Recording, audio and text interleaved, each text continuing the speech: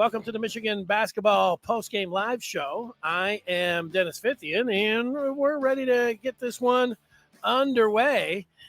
Didn't go Michigan's way down in Charlotte in the Jumpman Invitational. Ended up going down by 4 in the end, late 3. Made it different if you were playing Michigan plus 4.5, plus 5, obviously. But in the end, it's a loss for the Wolverines against the Tar Heels tonight. And we're ready to talk about it. We're on after every Michigan basketball and football game, so not a surprise that we're here tonight. Shouldn't be a surprise to you if you're ever looking for some a live talk after a Michigan game. We're here for you. And then, of course, it's there in podcast form and in video form as well. You can always leave your feedback. If you had some thoughts, I also throw it up on Twitter Spaces. You can call in or listen that way. So a variety of ways for you to get involved, for you to listen, all of that here on the Maize and Blue Review. Well, this game, as you take a look at it, this was one where, let's put my notepad up during the game. Michigan loses this one by 4, but they were down by 7 at the half. This was a very physical game. Maybe we should have predicted that when you got a guy like Armando Bacot, the big man for the Tar Heels, and Hunter Dickinson. These are two guys that play physical, that go to the basket. They look for contact, and they were both mixing it up. And Dickinson, with the early blow, had an elbow to Bacot's chin that should have been reviewed and should have been a technical on Hunter Dickinson. It wasn't called. Hubert Davis was going crazy. A little bit after that, Bacot put his backside, I don't know, maybe his whole side into Buffkin, real body blow and kind of body check that sent Buffkin to the floor. And then underneath the basket, a little bit after that, you had, some guys getting a little bit face to face. And then the refs got involved, started teeing guys up. Hunter Dickinson got a foul. Armando Bacot got a foul. Love got a technical. Dickinson with the technical. McDaniel with a technical. And then after that, the Tar Heels responded. They went on after that, whatever you want to call it, dust up or technical fest by the officials.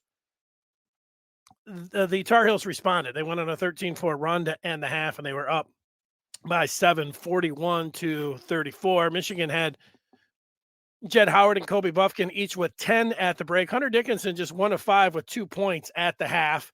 That stood out. You get into the second half of the first minute of the game, Bacot draws a foul on Dickinson. So Hunter picking up his third within the first minute of the second half. That seemed to be key. And then, Michigan did get within 3 just a couple minutes into the second half. But as things went, they wouldn't get that close until late in the game. They got within 4 a couple times, but they couldn't get closer. But then they did late with just over 3 minutes to go. Terrence William II, who really hadn't supplied much all game long, he hit a 3 and got Michigan within a couple points there, down 3 with 2 minutes to go. And then Buffkin hit a 2 with a minute to go and, made it a 2-point game. But then the biggest play of this game ended up being under a minute to go. Michigan was scrambling around on defense, and the Tar Heels' R.J. Davis went in from the left side with a right-hand floater and put it in, I think, off the glass. And that put the Tar Heels up by 4. Terrence Williams II tried to duplicate that 3 from the top side again. He was not able to. North Carolina came down. Caleb Love got fouled. He knocked in his free throws, put Tar Heels up by 6, and they hang on. Michigan got that late 3, and Michigan loses the game by 4, 80-76, and the Wolverines fall to 7-4. Now that's the way it went down. Now you'll watch this game. Did Michigan play its best game of the year? No, they didn't. I think that you point to the scoring droughts. There was, 6-7 minute scoring drought in the second half. And then you point to the way that North Carolina closed the second half after all those tees were called. And Michigan they didn't have a very good stretch on either side of the floor. They weren't guarding well, and then they weren't scoring. And obviously, a bad combination. That's how it ends up being 13-4. So they'll want to take a look at that, and then just the overall scoring drought.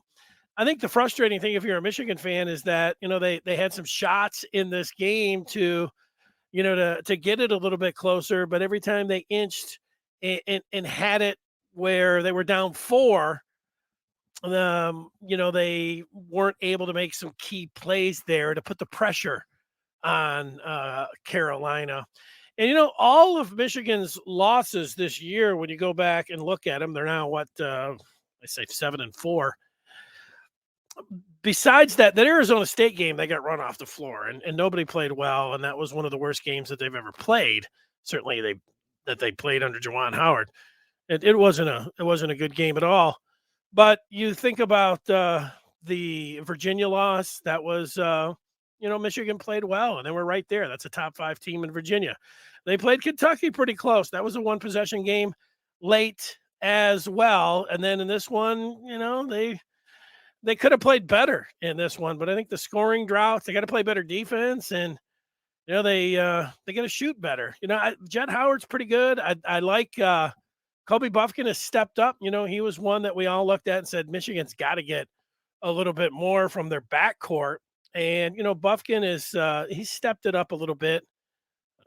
But besides Dickinson and Jett Howard, you see Doug McDaniel. They got to rely on Doug McDaniel to score. He's a Jet. He reminds me of watching North Carolina tonight. North Carolina had a guard not so long ago.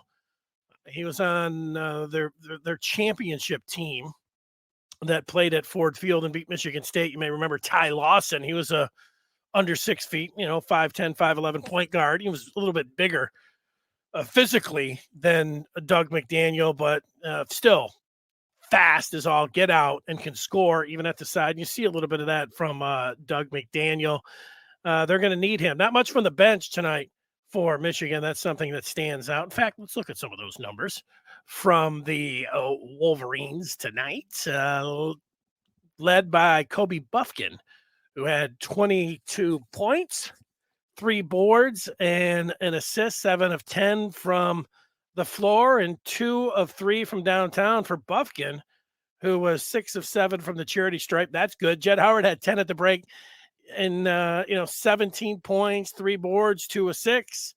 Not a bad stat line. I always want a little bit more from Jett Howard. He's so talented. You need him, I think, even to get more than that. And then Hunter Dickinson, you're going to have more from big Hunter Dickinson. Just 9 points in his battle with Armando Bacot. 3 of 9 from the floor from Dickinson, 9 points, 8 boards. He knows that he needs to do better than that if Michigan's going to win some ball games. The rest of the team, Terrence Williams II, you didn't get much from him. He did hit that late 3, had a chance to duplicate that late to pull Michigan within 1. Didn't happen. Did a nice job on the glass, TW2. But you'd like to see a little bit more scoring, more consistency from Terrence Williams that way. Doug McDaniel had some early points in this one, and, not where you're going to say he had an A+ game or even a B game, or maybe a C game. He's what are you going to say? He's a freshman. What was this, his 3rd game that he started? And he's got a lot on his plate. At times you look at him and you say he can handle it. Other times, there's going to be some dips and some ups and downs. When you're talking about Doug McDaniel, 7 points, 2 boards, and 5 assists for Doug. The bench, not much there. Joey Baker came in, and he did hit 2 threes. He had a nice catch and shoot. I always want more from Joey Buckets. He looks good out there. His form is good. He's an athletic enough guy, but you need a little bit more from the bench. Terrace Reed Jr. is an interesting player. He's got moves. If the game slows a little bit, he had a couple tough calls on him. He's so big, and he's if he gets that speed of the game down, I think that even in the Big Ten season, you get midway through the Big Ten season, I think you're going to see more of Reed being a factor. He's got a low post game. and he can rebound with anybody, and he's athletic. I like Reed, what I've seen from him. I even like to see him a little bit more, but he's the game's just a tick, not always a little bit fast for him, just in some regards, like when he's putting the ball out on the floor or putting it on the floor. I'm sorry, and then but when he is got his back to the basket like an old school player, you throw the ball down to him. He's got a series of moves. He made his best move of the years against North Carolina in the first half when he was down on the right block, and he threw a shimmy and a shake and turned and scored the bucket. That was very encouraging what you saw from him, but not much else from the Michigan bench. Cheddar was out there, Jace was out there, and then that was it. So you're going to want more, and you're going to need more from Michigan when it comes down to their bench play. As far as what's coming up next here for this crew, that's not what's going to be next. It is going to be this. Let's get to that upcoming schedule. That's brought to you by the Maize and Blue Reviews. Good afternoon, Michigan football, which you can hear. Michigan football and basketball, 1 o'clock weekdays right here on this channel that you're watching or listening to right now. And here is that upcoming schedule. I'll put it up on the screen. Michigan is now done until a week from Friday. So this is a nice break here for the Wolverines. They will host Central Michigan coming up on the 30th to close out the year, and then they'll be done. And then they come back and they start knocking them down here. This break that they have right here, this is the Christmas break for them because they come back. They start out New Year's Day. They'll be taking on Maryland to get it going. I was typing out 2023. There you go. 1-1-23. It looks strange. First time that I did that, but here's the series of games. They start out the Big Ten slate, Maryland and Penn State at home, and then they'll be January 7th. That's, as we talk, right around the corner. They'll be up in East Lansing taking on Michigan State. So you'll want to watch all of them, circle all of them to watch them, but obviously you're going to be circling and watching that game against Michigan State. That'll be one where everybody will be have their eyes peeled. And we'll be looking forward to that, especially Hunter Dickinson and people like from Michigan State. They're all over Hunter Dickinson. They'll be ready for Hunter Dickinson up in East Lansing, but he's responded to that challenge before. See if he's able to do it again. Michigan falls in this one by 4, and they fall to 7-4 on the season. Looking for some more consistency, looking for some better outside shooting, and looking for some better play on both ends of the floor. I don't want to make it sound like, oh, wow, that's all? You want better play on both sides of the floor and more consistency and better shooting? Yeah, throw in, more tough-minded defense, and I think you're going to get something then. They've played, I think the glass half full look is that they have played, with the exception of that Arizona State game, they have played these tough teams pretty close where, they're not so far away from, they execute on both sides a little bit. You could talk about, winning a couple of those games, and they're going to have to make up some of those, and they want to, win on the road in the Big Ten, which is so difficult. And they're going to have to get better. I think we all know that.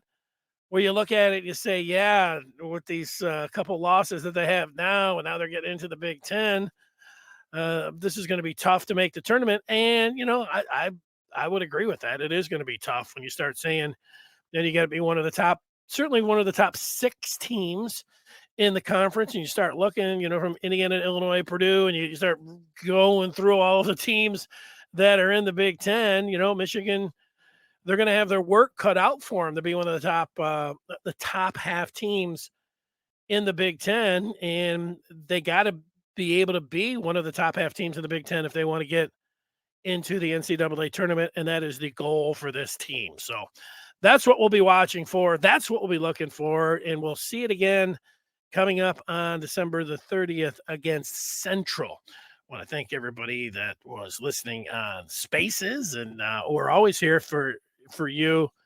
Whether you think you're watching Michigan, you're like, man, this was a great game, or this was a game that I want to make some points on, you know that we will be here. If we're not there like immediately right after the game, we'll be there within a minute or two. I'm just putting some things together, like how you might be typing in the score or whatever else, getting the box score up, getting it locked and loaded and ready to go. But we're usually here pretty quick for you after the games.